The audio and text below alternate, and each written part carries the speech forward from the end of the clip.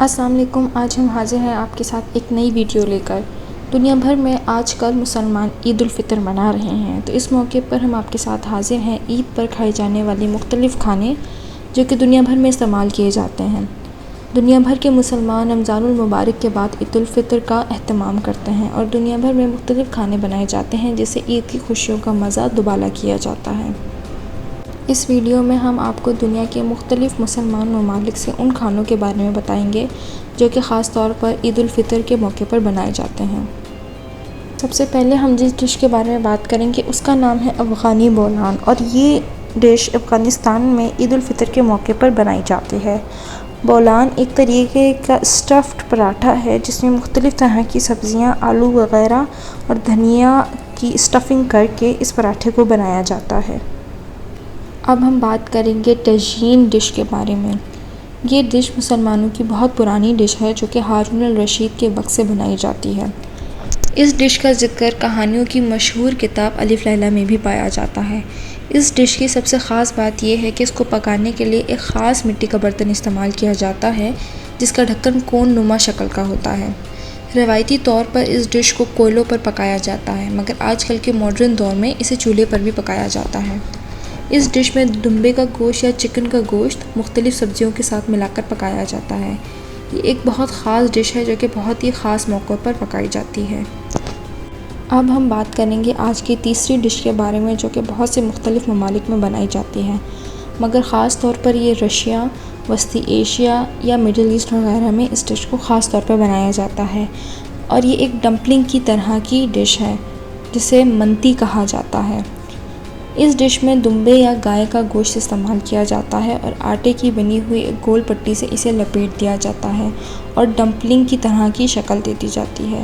ये ईद उल फ़ितर की एक बहुत ख़ास डिश है जो कि इन तमाम ममालिक में बहुत ज़्यादा जोश व खरोश से मनाई जाती है।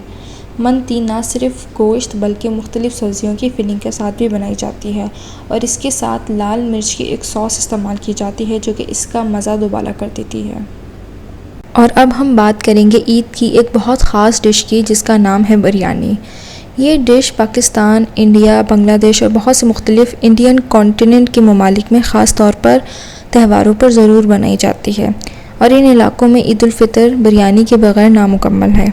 अगर हम बिरयानी की तारीख़ को देखें तो कहा जाता है कि बिरयानी मुग़ल बावर्चियों की ईजाद है जो कि मुग़ल बादशाहों के लिए तरह तरह के नए खाने बनाने की कोशिश किया करते थे और नई नई रेसिपीज़ ईजाद करते थे, जिसके नतीजे में बिरयानी भी बनाई गई। बिरयानी इतनी मशहूर डिश है कि जहाँ जहाँ पाकिस्तान और इंडिया के लोग दुनिया भर में गए वहाँ उन्होंने बिरयानी की मुख्तलिफ़ रेस्टोरेंट्स खोले और दुनिया भर में ये डिश इंतहाई मकबूल हो गई जो कि ख़ास त्योहारों पर ज़रूर बनाई जाती है। बिरयानी चावल और किसी भी तरह के गोश्त के मिलाप से बनाई जाती है। बिरयानी इतनी मशहूर है कि इसकी बहुत तरह की किस्में मौजूद हैं जिसमें सिंधी बिरयानी, हैदराबादी बिरयानी, कच्चे गोश्त की बिरयानी, देगी बिरयानी, मेमनी बिरयानी और सब्ज़ी की बिरयानी भी शामिल है।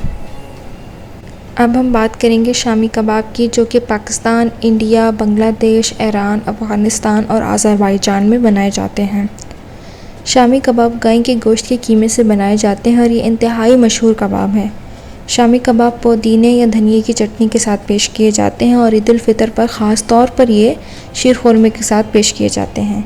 ये कबाब चाय के साथ भी मेहमानों को पेश किए जाते हैं।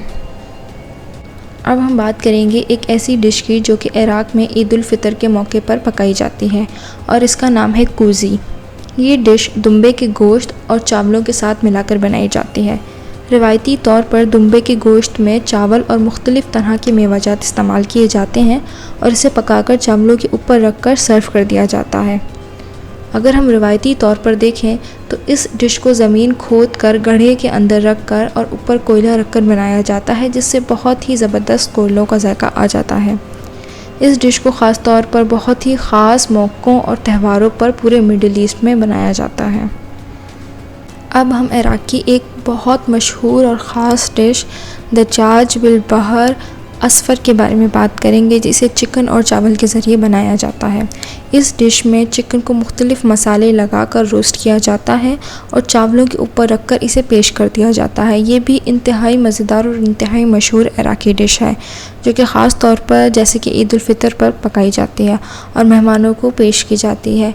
इसमें जो चावल पेश किए जाते हैं वो पीले रंग के चावल होते हैं, जिन पर रोस्टेड चिकन को रखकर पेश किया जाता है। अब हम बात करेंगे एक ऐसी डिश की जो कि आजकल पाकिस्तान में भी बहुत ज़्यादा मशहूर है, और वो है मंदी।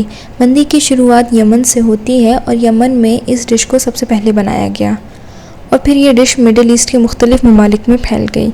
ये भी चावल और गोश्त, जिसमें दुम्बे, चिकन या ऊँट के गोश्त का इस्तेमाल किया जाता है। इसमें एक ख़ास किस्म का मसाला इस्तेमाल किया जाता है जिसे हवाइज कहा जाता है, और इस डिश की ख़ास बात यह है कि इसके गोश्त को तंदूर में पकाया जाता है, जिसकी वजह से इसका गोश्त इंतहाई गला हुआ होता है, जिससे इस डिश का मज़ा दोबाला हो जाता है। मंदी चूँकि अरबी डिश है तो इसको रिवायती तौर पर ज़मीन पर बैठकर खाया जाता है और इसके साथ रायता और टमाटर की लाल चटनी भी पेश की जाती है। अब हम बात करेंगे एक और तरह के कबाब की, जो कि ईरान में बहुत ज़्यादा बनाए जाते हैं, जिसे चुल्लू खोबेश कबाब कहा जाता है। इस कबाब को ईरान का कौमी खाना भी तस्वुर किया जाता है। इसमें कीमे को एक तरह की चिपटी सिलाई पर लगाकर कोयले पर रख देते हैं और इसे बारबेक्यू की तरह बना लिया जाता है और चावलों के साथ इसे पेश किया जाता है। ये इंतहाई मशहूर कबाब हैं जो कि दुनिया भर में ईरान की नुमाइंदगी करते हैं और दुनिया भर के लोग इन कबाबों को बहुत शौक़ से खाते हैं। ईद उल फ़ितर पर ख़ास तौर पर इन कबाबों को बनाया जाता है ताकि मेहमानों को पेश किया जा सके। अब हम बात करेंगे उस खाने के जिसे हॉर्मेश सब्ज़ी कहा जाता है। ये सब्ज़ी और गोश्त के मिलाप से मिलकर एक डिश बनाई जाती है, जो कि ईद उल फ़ितर के मौके पर ख़ास तौर पर ईरान और आज़रबाईजान में बनाई जाती है। इस डिश में एक ख़ास तरह की सब्ज़ी इस्तेमाल की जाती है जिसे अंग्रेज़ी में लीक कहा जाता है। इस सब्ज़ी में धनिया और मुख्तलिफ़ तरह की सब्ज़ियाँ मिलाकर और बाद में लाल लोबिया, गोश्त और प्याज वगैरह मिलाकर इस सब्ज़ी को बनाया जाता है, जिसे इराक़ में लोग बहुत ज़्यादा पसंदीदगी के साथ खाते हैं और ईद के मौके पर इसे ख़ास तौर पर बनाते हैं। और अब हम बात करेंगे इस वीडियो की सबसे आखिरी डिश के बारे में, जिसे पुलाव या पुलाव कहा जाता है, जिसे उर्दू में हम पुलाव के नाम से जानते हैं। ये बहुत ही एक ख़ास किस्म की डिश है जो कि ईरान और आज़रबाईजान वगैरह में इंतहाई पसंद की जाती है। ये खाने की डिश अब्बासी दौर से पकाई जाती है और इसी दौर के दौरान ये डिश इंडियन सबकॉन्टिनेंट और स्पेन तक पहुंच चुकी थी। ये डिश गोश्त की यखनी बनाकर और चावल इसमें डालकर पकाई जाती है। ये एक ही बर्तन में बनाई जाने वाली एक ख़ास किस्म की डिश है जो कि इंतहाई मशहूर है और ये दुनिया के बहुत से मुख्तलिफ़ ममालिक में इसे पकाया जाता है। अगर हम उन ममालिक की बात करें जिनमें ये डिश बनाई जाती है तो उनमें ये तमाम ममालिक शामिल हैं: Afghanistan, Armenia, Azerbaijan, Bangladesh, China, Cyprus, Georgia, Greece, India, Iraq, Iran, Israel, Kazakhstan, Kenya, Kyrgyzstan, Nepal, Pakistan, Romania, Russia, Tanzania, Tajikistan, Turkey, Turkmenistan, Uganda और उज़्बेकिस्तान। ईरानी पुलाव इतना मशहूर है कि इब्न सीना, जो कि जदीद तिब के बानी थे, उन्होंने पुलाव बनाने की मुख्तलिफ़ तरीक़ेकार अपनी किताब में लिखे हैं, जिससे हमें पुलाव की अहमियत का अंदाज़ा होता है कि इब्न सीना के दौर में भी पुलाव इंतहाई मशहूर खाने की एक डिश थी और इब्न सीना ने इसमें ख़ुद मुख्तलिफ़ तरह की तब्दीलियाँ करके इसे बनाने की कोशिश की थी। उम्मीद है कि आपको ये सब मुख्तलिफ़ तरह के खाने जो कि दुनिया भर में ख़ास तौर पर ईद उल फ़ितर के मौके पर बनाए जाते हैं पसंद आई होगी। इसमें और भी बहुत सी मुख्तलिफ़ खाने की डिशेस मौजूद थी जिनका ज़िक्र करना बहुत मुश्किल है। अगर आप ईद उल फ़ितर के मौके पर कोई ख़ास ऐसी डिश अपने घर में बनाते हैं तो आप ज़रूर कमेंट्स में लिखकर हमें बताएं। ये वीडियो अगर आपको अच्छी लगी है तो इसे लाइक करें और चैनल को सब्सक्राइब करें। शुक्रिया।